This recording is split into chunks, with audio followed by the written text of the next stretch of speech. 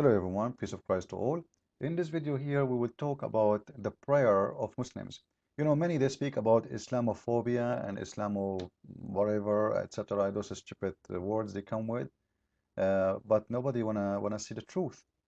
That the fact that those who have a phobia is the Muslims. Somebody will ask me, okay, why you make all your videos about Islam? This is my degrees. This is my specialty.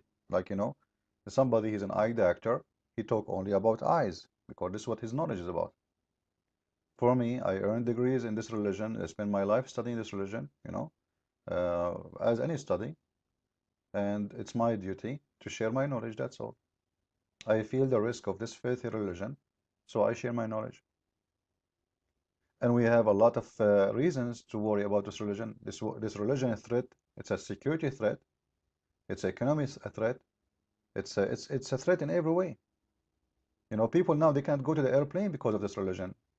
We used to go to the airplane without anybody checking our pocket. Now we take our shoes, we take our clothes.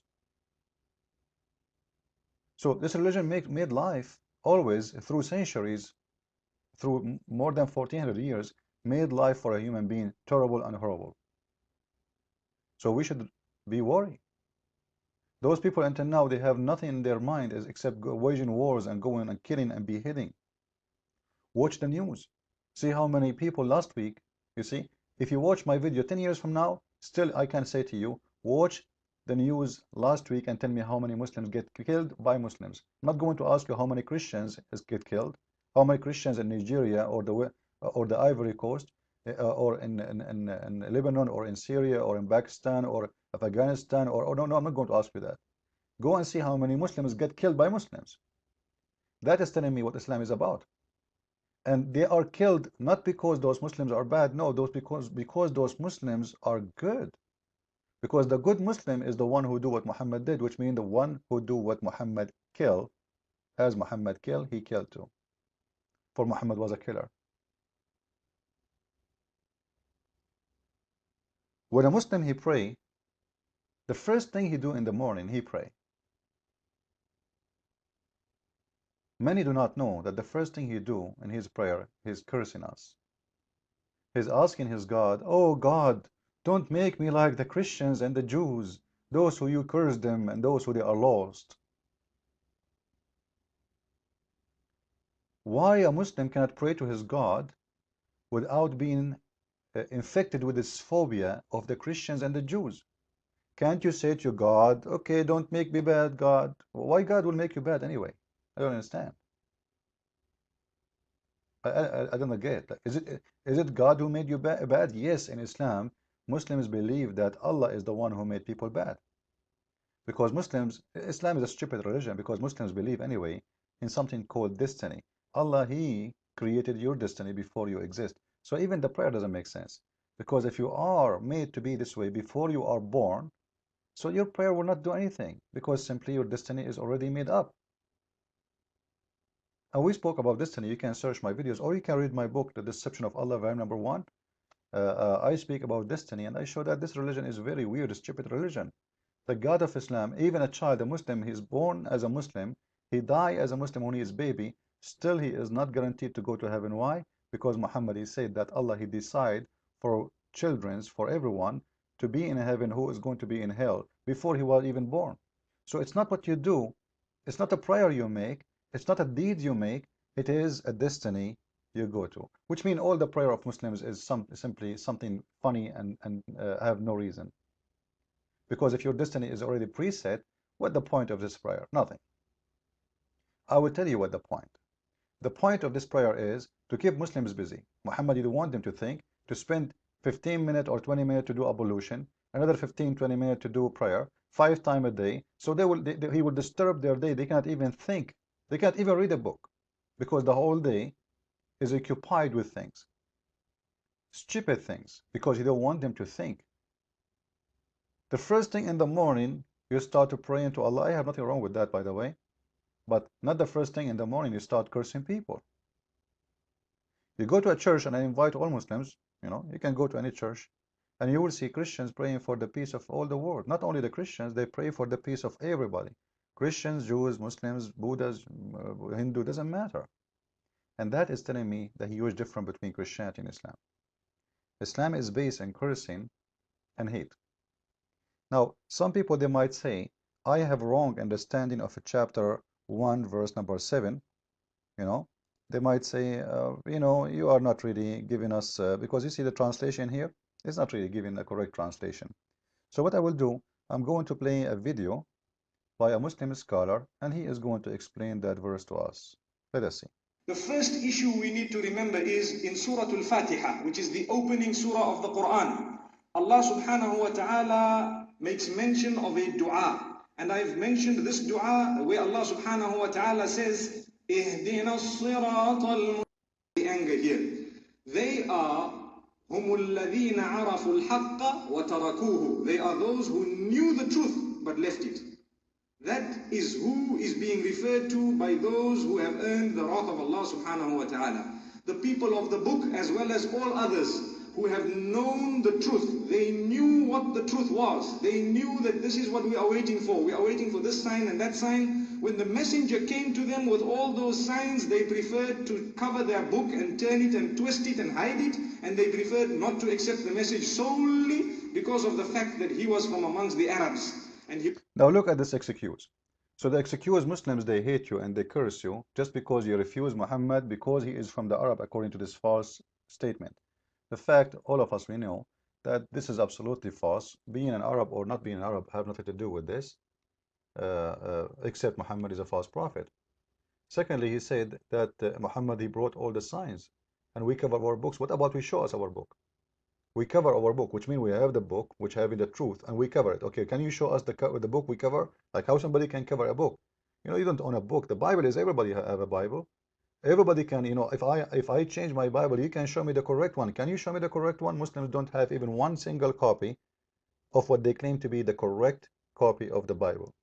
And many of the fool of Muslims, they say to you, oh, which version of the Bible you are reading? What version, you idiot? Those are translation. When we say King James Version, this is not a new Bible, this is a translation. I do not need even to have a translation. If I speak the original language, I do not need a translation. The same as you, we read Yusuf Ali. That is the version of Yusuf Ali. Muhammad Biktal, this is the version of Muhammad Biktal. This is not a new Quran, this is a translation. So the ignorant of Muslims, they say, oh, every day there's a new version of the Bible. You idiot, this is a translation. We have the original manuscript exist. Everything else is a translation. This is how ignorant they are. Same time, they are saying to us that just because we refuse Muhammad, we deserve to be cursed. We deserve to be hated by Muslims. Well, how come Jesus says, pray for them, those who curse you? You see the difference? How come Jesus said, pray for those who curse you? Like, which means, you curse me, I say to you, bless you. Why your God, he want to curse me just for refusing Muhammad? Okay, I refuse Muhammad, I accepted Jesus. The Jewish guy, he refused Muhammad, but still he accepted Moses. Isn't it the purpose is worshiping God? Isn't it the purpose to be following the law of God? If he is following the law of God, what's the problem? No, you have to follow Muhammad. Forget about the others. And this is what Islam is made for. Islam is made to destroy others, but Muhammad trying to make himself or link himself to those others. But the fact he is not from them and he has nothing to do with them. And the proof, his message is so different. His heaven is different. If we have the same heaven as Muslims, then I will make like maybe something there close. Even the heaven of Islam is different. The Muslims, if we have the same God, we should have the same heaven. The Muslims, they go to heaven, their penis will be endless. Imagine Abdul will be 5 foot, but his penis will go to the moon. And women, they will be doing nothing except their legs is open and having sex. And 70,000 boys. So then I need to ask myself, how come in the heaven of the Christians, Jesus said he and she, they will not get married, they will be seen as angels. So how come we don't have the same heaven and we don't have sex in our heaven? And that actually makes sense in Christianity because Christ is holy, Muhammad is filthy. Muhammad is the filthy, he is promising vagina, boys, wine, money, gold, silver, because he's satanic. This is all the roots of evil actually. You find it in the heaven of Allah. But the real pleasure is to be in a spiritual way happy.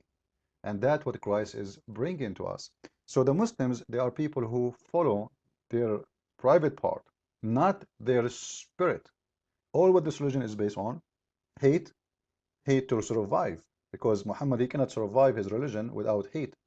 Cursing to survive, because he cannot really exist without cursing. Even when the Christians asked Muhammad to debate, they came to him, what he said, let us curse, let us invoke the one who is lying, which is false too, because if somebody is a Hindu, you don't believe in my religion, doesn't mean he is lying. This is what he believe in. So even the challenge which Muhammad he made in the Quran is a stupid, as we see in chapter 3 verse number 61. And here you see that Muhammad, he cannot even debate, but he can curse. He cannot debate. You know, imagine if I want to debate Muhammad now, if he exists, what Muhammad will do, he will say this to me, as you see in the verse. Bring your sons, I bring my sons, let us gather together. You bring your children, I bring my children, bring your women, I bring my women, and let us curse, let us invoke Allah to curse the one is lying. You tell me what kind of a person this person is. So now, to have a debate, the Muslims today, actually, they are, when they're having a debate in a stage, they are not performing what Muhammad said. Because according to Islam, you bring your women, you bring my women. You bring your children, I bring my children. And we start saying, Allah, may Allah kill the one is lying. I mean, may Allah kill the one, may Allah cut the nose of the one is lying. May Allah put a lot of boogers in his nose. That is saying that Muhammad is a very trashy person. Even in his debate, he cannot do anything except cursing. Because simply have no answer. It is the only way to survive, to keep the truth away, is just to curse people, which means shout, scream, show anger, and not to listen. And this is what he wanted from his followers, because simply, if those people stop shouting, screaming, listening, then they will understand. So he don't want them to understand. This is why he said to them in chapter 5, verse 101, ask not questions, for things look evil for you in the Quran. As we see here, chapter 5, verse 101, you go to Yusuf Ali, and by the way, I don't approve the translation, but it's okay. Oh, you believe, ask not questions about things which is if made plain to you. Actually, it's made ugly. Tasu'akum, evil. Look evil for you. So even a Muslim, he cannot ask questions about things look evil for him in his Quran, because simply Muhammad, he have no answer. Now, you tell me, if I cannot ask my prophet the questions, I will ask who? So Muslim cannot ask. He cannot ask to question. He can ask to accept, which means he can accept silly stuff like how I can pray my brother. Oh my brother, put your hand here and your hand there and your nose there. But ask serious questions, no. Ask not questions, for things look ugly and evil for you. Just accept it. So what Muhammad he want anger, he want hate, he want cursing, he want ask not questions, because simply you question this religion, verse number 102, it says the answer. Because if you ask those questions, many people before you, they asked those questions and they lost their faith. Which means Muhammad, he admitted that if you ask questions to Muhammad, he cannot answer you, therefore you will leave Islam. And this is exactly what Islam is about. Islam is a stand-alone religion by cursing, not a stand-alone religion by faith. Which means by cursing others, I would try to make myself look better. But I can prove myself better. Because to prove myself better, I have to answer questions, I have to give education. All what they do, nothing but cursing, including cursing others. Even they curse the Muslims. They curse the Muslims, even their prayer to kill, like the Muslim Shia, they curse the Sunni curse the Shia. Muslim Shia, they can't pray without cursing Umar and Ali, Umar and Uthman and Aisha and Abu Bakr. And Muslim Sunni, they love to curse others, and same as cursing the Shia. And actually, I will show you a video at the end of this video. I hope this was a good video for you to learn about Islam and Muslims, why Islam is spreading hate, and why it is even their prayer is a prayer of cursing. Follow with more videos, please, and don't forget to get my book, The Deception of Allah. Thank you. هؤلاء الشيعة يعني سبحان الله، يعني هؤلاء أكفر خلق الله. أنا مش عايز أقول كلام، يعني كلام بشع فعلا. هؤلاء الناس يسبون الصحابة ليل نهار. وبالله عليكم ندعي ان ربنا سبحانه وتعالى يعني يخلص الامه من امثال هؤلاء الاقزام المرتدين اللي ما لهمش شغل الا سب اصحاب النبي وسب زوجات النبي وسب النبي نفسه صلى الله عليه وسلم. اللهم سلط على الشيعة الزلازل المهلكة والبراكين المحرقة. اللهم سلط الشيعة على اليهود وسلط اليهود على الشيعة.